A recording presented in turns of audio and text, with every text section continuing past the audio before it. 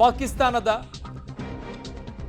F-17 ಹೊಡೆದುರುಳಿಸಿದೆ ಭಾರತಕ್ಕೆ ನುಗ್ಗಲು ಯತ್ನಿಸಿದಂತ F-17 ಉಡೀಸಾಗಿದೆ. So ಗಡಿ ನಿಯಂತ್ರಣ ರೇಖೆ ಬಳಿ ಪಾಕ್ ಕ್ಷಿಪಣಿಯನ್ನ ಉಡೀಸ್ ಮಾಡಿರುವಂಥದ್ದು. ಪಾಕಿಸ್ತಾನದ F-17 ಅನ್ನ ಹೊಡೆದುರುಳಿಸಿರೋದು 5ನೇ ಜನರೇಷನ್ ನಲ್ಲಿರುವಂತಹ ವಿಮಾನ. ಇದು ಚೀನಾ ಅವರಿಗೆ ಕೊಟ್ಟಿರುವಂಥದ್ದು. ಭಾರತಕ್ಕೆ ನುಗ್ಗಲು ಯತ್ನಿಸಿದಂತ F-17 ಅನ್ನ ಉಡೀಸ್ ಮಾಡಲಾಗಿದೆ. ಗಡಿ ನಿಯಂತ್ರಣ ರೇಖೆ ಬಳಿ ಪಾಕ್ ಕ್ಷಿಪಣಿಯನ್ನ ಉಡೀಸ್ ಮಾಡಿರೋದು. ಸೊ ಪಾಕಿಸ್ತಾನದ F-17 ಅನ್ನ ಹೊಡೆದುರುಳಿಸಿದೆ. 100 ಮೀಟರ್ ಒಳಗಡೆಗೆ ಬರ್ತಾ ಇದ್ದಂಗೆ ಅದನ್ನ ಹೊಡೆದುರುಳಿಸಿರುವಂಥದ್ದು. ಚೀನಾ ಕೊಟ್ಟಂತಹ ಕೊಡುಗೆ ಅದು.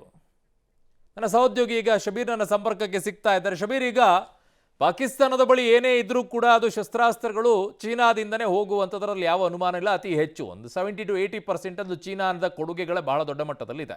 ಈಗ F-17 ವಿಚಾರದಲ್ಲಿ ಬರೋದಾದರೂ ಕೂಡ ಯಾವ ಅನುಮಾನನೂ ಇಲ್ವಲ್ಲ. 100 ಮೀಟರ್ ಒಳಗಡೆಗೆ ಬರ್ತಾ ಇದ್ದಂತೆಯೇ ಇದನ್ನು ಹೊಡೆದುರುಳಿಸಿದ್ದಾರೆ ಅನ್ನುವಂಥ ಮಾಹಿತಿಗಳಿದ್ದಾವೆ. ಏನಿದೆ ಅಪ್ಡೇಟ್ಸು?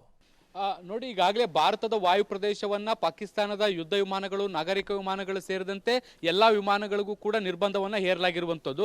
ಮತ್ತೆ ಈಗ ಏನು ಭಾರತ ದಾಳಿ ಮಾಡಿದಂತ ಬೆನ್ನಲ್ಲೇ ಪ್ರತಿ ದಾಳಿಗೆ ಬಂದಂತ F-17 ಯುದ್ಧ ವಿಮಾನವನ್ನು ಕೂಡ ಹೊಡೆದುರುಳಿಸುವಂತ ಕೆಲಸವನ್ನ ಈಗ ವಾಯುಸೇನೆ ಮಾಡಿರುವಂಥದ್ದು. ಮುಖ್ಯವಾಗಿ ದಾಳಿ ನಡೀತಾ ಇದ್ದಂತೆ ಪ್ರತೀಕಾರವನ್ನು ತೀರಿಸಿಕೊಳ್ಳಿಕ್ಕೆ ಇದು ಭಾರತದ ವಾಯು ಪ್ರದೇಶವನ್ನ ಪ್ರವೇಶ ಮಾಡುವಂತ ಕೆಲಸವನ್ನ ಕೂಡ ಮಾಡುತ್ತೆ. ಆರಂಭದಲ್ಲಿ ಅದಕ್ಕೆ ಎಚ್ಚರಿಕೆಯನ್ನು ಕೂಡ ಕೊಡುವಂತ ಕೆಲಸವನ್ನ ಕೂಡ ಮಾಡಲಾಗುತ್ತೆ.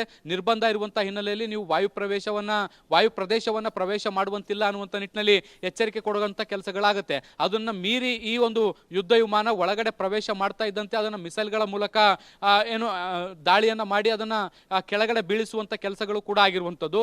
ಈಗ ಅಧಿಕೃತವಾಗಿ ಸಿಗ್ತಾ ಇರುವಂಥದ್ದು F-17 ನಾಶ ಮಾಡಲಾಗಿದೆ ಅನ್ನುವಂಥದ್ದು. ಆದ್ರೆ ಇನ್ನು ಕೆಲವು ಮೂಲಗಳು ಹೇಳ್ತಾ ಇರುವಂಥದ್ದು ಮತ್ತೊಂದು ಯುದ್ಧ ವಿಮಾನವು ಕೂಡ ಪಾಕಿಸ್ತಾನದ್ದು, ಅದನ್ನು ಕೂಡ ಧ್ವಂಸ ಮಾಡಲಾಗಿದೆ ಅನ್ನುವಂಥ ಮಾಹಿತಿಗಳು ಕೂಡ ಬರ್ತಾ ಇದ್ದಾವೆ. ಅದು ಯಾವ ವಿಮಾನ ಅನ್ನುವಂಥದ್ದು ಕೂಡ ಇನ್ನಷ್ಟೇ ಗೊತ್ತಾಗಬೇಕಾಗಿರುವಂಥದ್ದು. ಪಾಕಿಸ್ತಾನದ ಒಟ್ಟು 2 ಯುದ್ಧ ವಿಮಾನಗಳನ್ನ ಭಾರತೀಯ ಸೇನೆ ಹೊಡೆದುರುಳಿಸಿದೆ ಅನ್ನುವಂಥ ಮಾಹಿತಿಗಳು ಕೂಡ ಈಗ ಸದ್ಯಕ್ಕೆ ಸಿಗ್ತಾ ಇದ್ದಾವೆ.